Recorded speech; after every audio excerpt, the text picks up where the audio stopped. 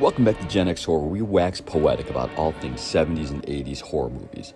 From obscure to cult, franchise legacy to slashers and indie, we get downright romantic about it.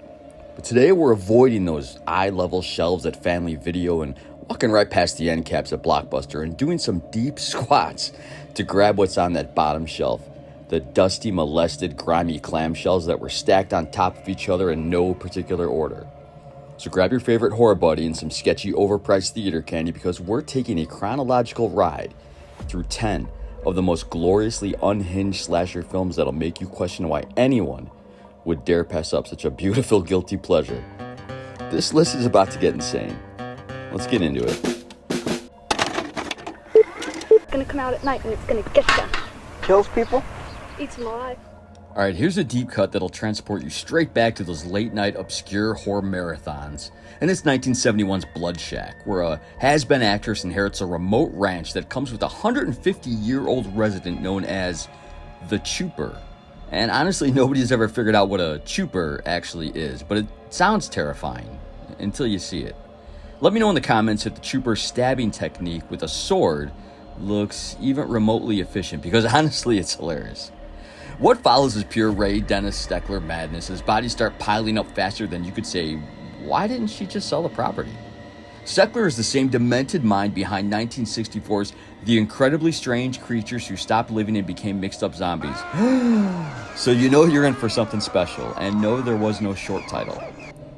It's a little like a haunted house story blown through a wood chipper of 1970s exploitation weirdness, creating something that feels less like a movie and more like an experience you can't look away from, because counting how many times this guy's hat blows off was my favorite pastime. Tim is dead. Daniel's dead. I don't know what I'm going to do. I think I'll just worry about it tomorrow.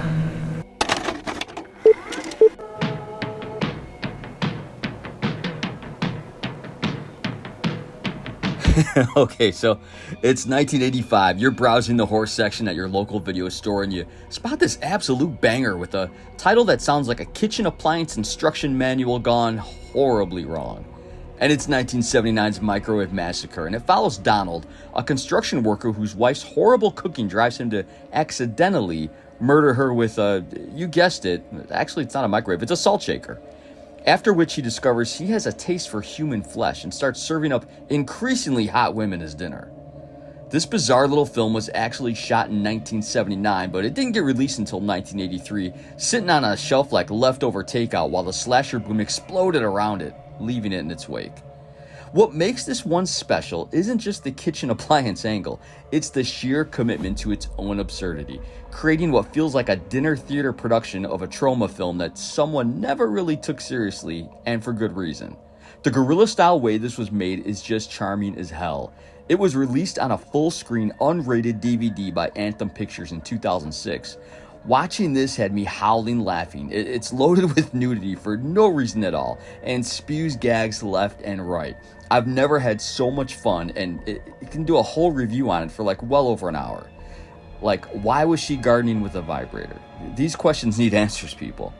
Also in the comments, I heard from one of my posts that Donald voices Frosty the Snowman in countless Frosty the Snowman cartoons and movies, and that makes perfect sense because it was familiar, but now it's real weird.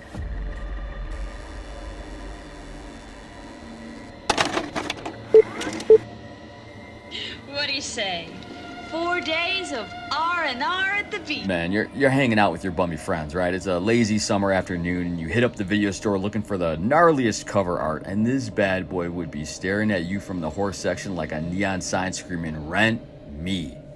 The Mutilator from 1984. A title anyone would grab, was originally titled Fall Break, which no one would grab, and sounds like a silly, fuzzy Hallmark movie of the week.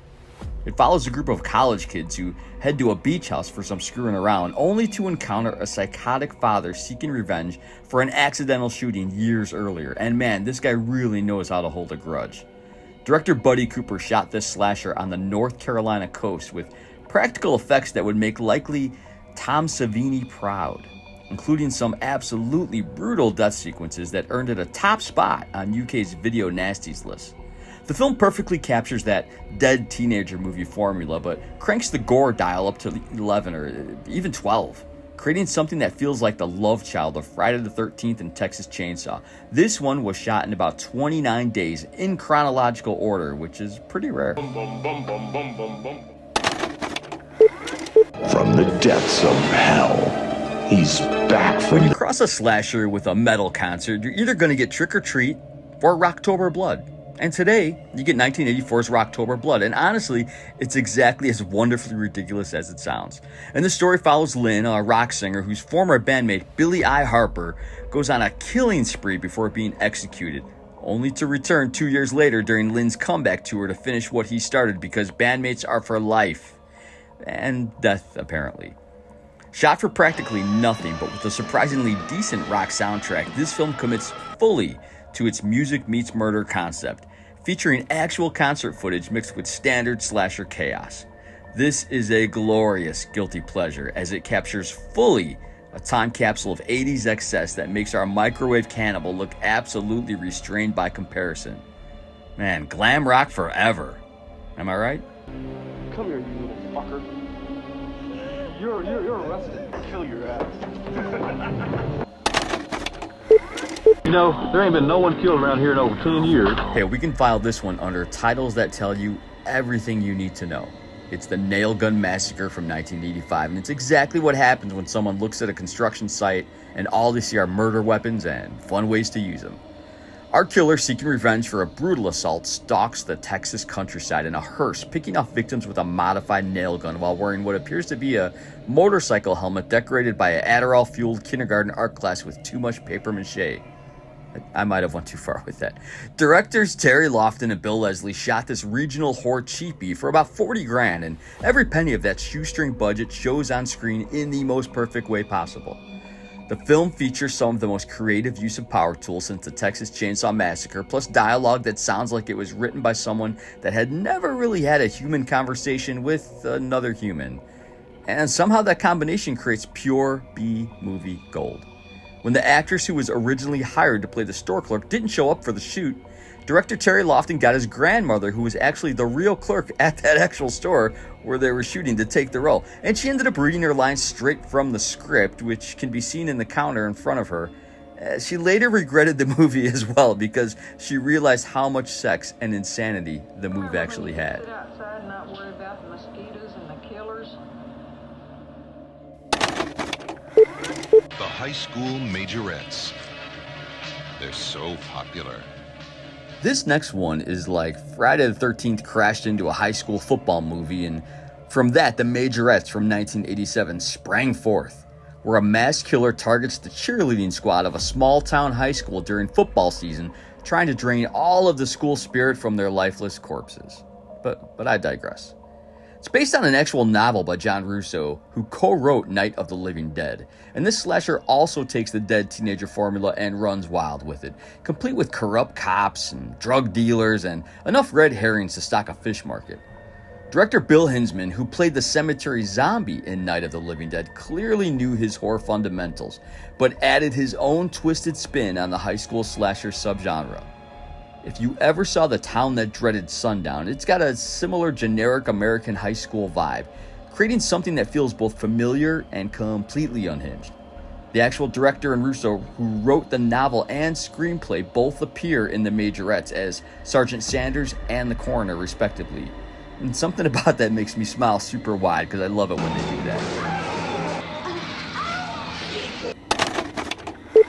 Little piggy has roast beef. This little piggy has none. This little pig ran wee all the way home. I'd have to ask, what's more American than a slasher film set at a pig farm? 1987 Slaughterhouse follows Buddy Bacon, that's his real name, a mentally challenged beast of a man-child who goes on a killing spree when his family's pig farm faces foreclosure. Director Rick Rossler crafted this rural nightmare on a tiny budget, but with surprisingly effective practical effects, including some genuinely disturbing imagery that could possibly make you pass on lunch today. This sounds like a really fun production. Buddy Bacon was a little shorter than the director wanted, so most scenes were filmed with him on ramps and stacks of pallets. All of the snorting that Buddy does was also added in post-production, and I think that would be a dream job. I'd be doing that all day. And between our nail gun wielding maniac and this agricultural nightmare, 1987 was clearly the year horror decided to explore America's blue-collar anxieties in the most disturbing way possible. And I appreciate that.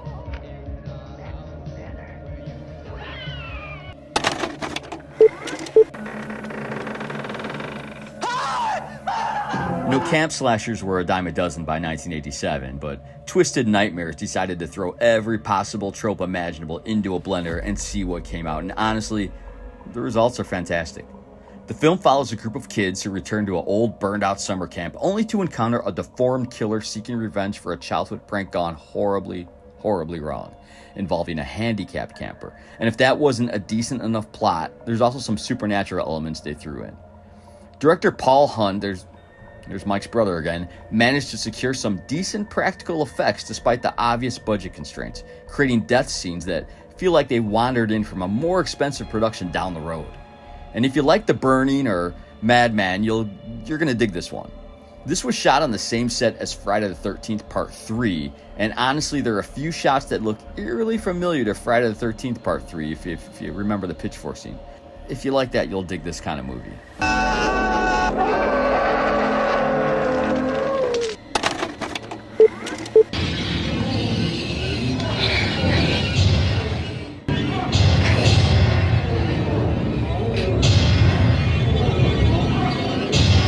87 had some wild hits, and just when you thought we were done with slashers, Vampire at Midnight swoops in to prove that 1988 wasn't ready to let the decade go quietly.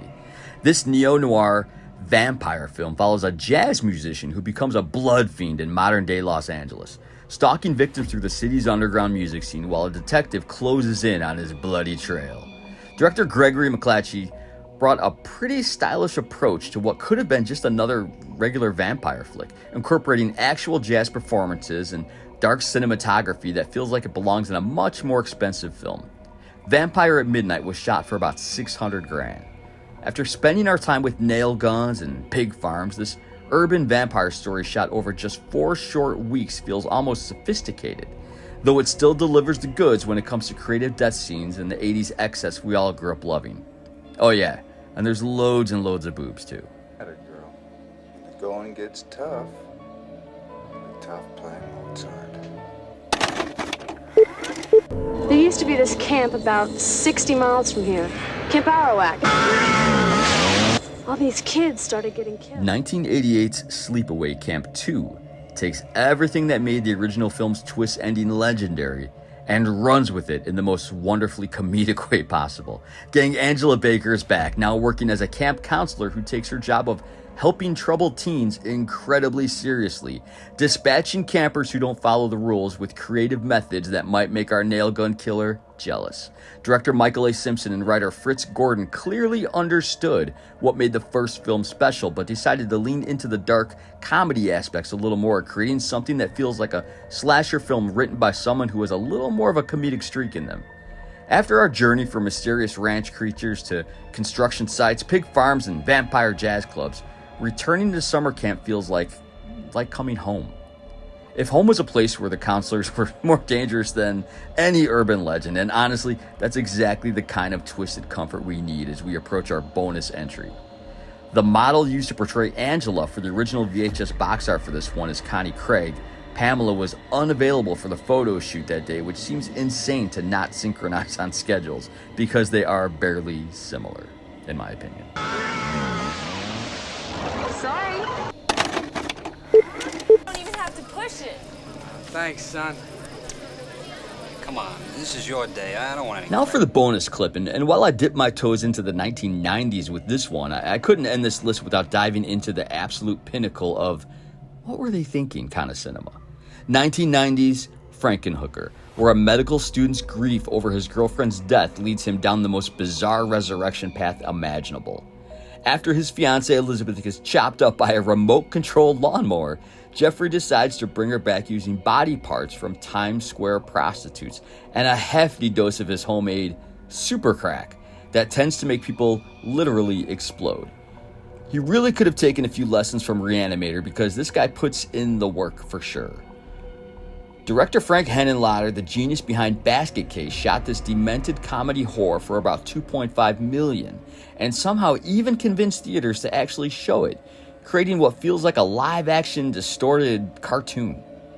We get to see exactly what happens when you combine medical school dropout logic with 42nd Street entrepreneurship, and honestly, the results are both more disturbing and infinitely more hilarious than anything involving microwave cannibalism or nail gun construction work could ever hope to be. Gang, this video felt like a much-needed return to the pure insanity of the 80s. Our generation's filmography really gave us the best of slashers, camp, zombies, and supernatural monsters. After our last few videos covering just masterpieces of groundbreaking work, these movies are really comfort movies. You're not looking to get too much out of them other than a smile, a laugh, and have a few jump scares on a Saturday night with a few cold ones. Thanks for watching all, and let me know some of your favorite unhinged movies you just can't seem to forget. Drop them in the comments for everyone to poke at and discover. And I am going to be completely honest. I'm leaning zombie lately, so drop some obscure or just plain fun zombie flips below. Take care, everyone. Pop those one-a-day Centrums, and as always, stay cool.